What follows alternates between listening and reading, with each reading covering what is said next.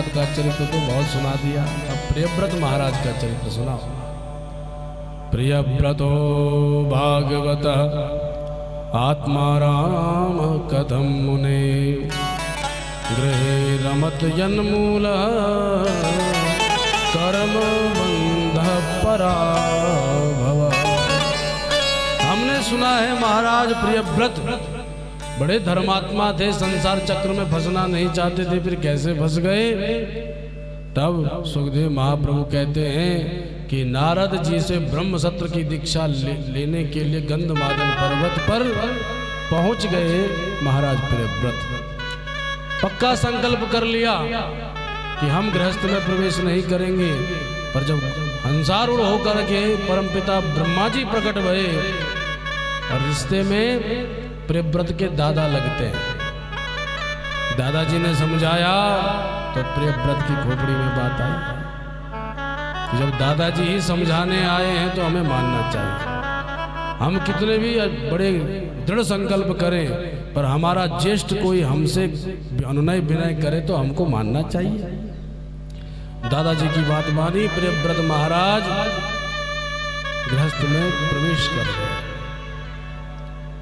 विश्वकर्मा की पुत्री बरहिष्मति से विवाह किया और इनके यहाँ 10 पुत्रों ने जन्म लिया।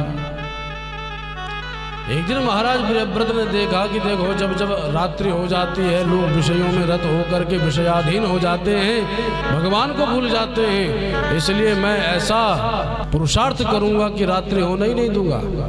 एक दिव्य सुवर्णमय रथ का निर्माण किया, जिसमें बैठकर महाराज प्रियव्रत ने पृथ्वी की 7 प्रदक्षिणाएं करी और इतनी तेजी से रथ दौड़ाया कि लगा कि सूर्य ही चल रहा है। इतने तेजस्वी थे महाराज प्रियव्रत। 7 दिनों तक रात्रि ही होने नहीं दी। उनके रथ के पहियों से 7 द्वीप और 7 समुद्रों की रचना हुई। 7 द्वीप कौन से?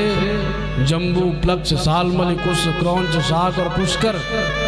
और 7 समुद्र, खारे जल का समुद्र है, इक्षुरसा मीठे जल का समुद्र है, मदिरा का समुद्र है, दूध का समुद्र है, मट्ठे का समुद्र है, घी का समुद्र है और शुद्ध जल का समुद्र है।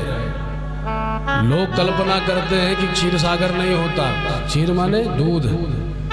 भगवान नारायण दूध के सागर में विराजमान रहते हैं, लेकिन भागवत में तो वर्णन है क्षीर सागर की रचना हुई। एक द्वीप, उसके बाद समुद्र, फिर द्वीप, फिर समुद्र, फिर द्वीप और फिर समुद्र, ऐसे करके 7 द्वीप 7 समुद्रों की रचना भई। और जब रात्रि ही होने नहीं थी तो ब्रह्मा जी ने आके डांटा, भगवान के रात्रि और दिन के चक्र में क्यों विक्षेप डाल रहे हो? अरे राजन, जहां रात्रि को लोग विषयाधीन होते हैं, वही रात्रि को योगी लोग अपनी आत्मा में भी तो रमण करते हैं। गीता में भगवान कृष्ण कहते हैं, अर्जुन या निशा सर्वभूतानां तस्यां जागर्ति संयमी। सबके लिए जो रात्रि है उसमें तो संयमी पुरुष बैठ करके योगाभ्यास करते हैं। गृहस्थी जीव दिन भर भाग करके परिवार के पालन पोषण में घूमता है, रात्रि में विश्राम पाता है। रात्रि ही नहीं होगी तो महाराज वो बिगड़ जाएगा, दिमाग खाली हो जाएगा। रात्रि बनाई है कुछ सोच के बनाई है, भगवान की हर चीज विचार करके बनाई हुई है।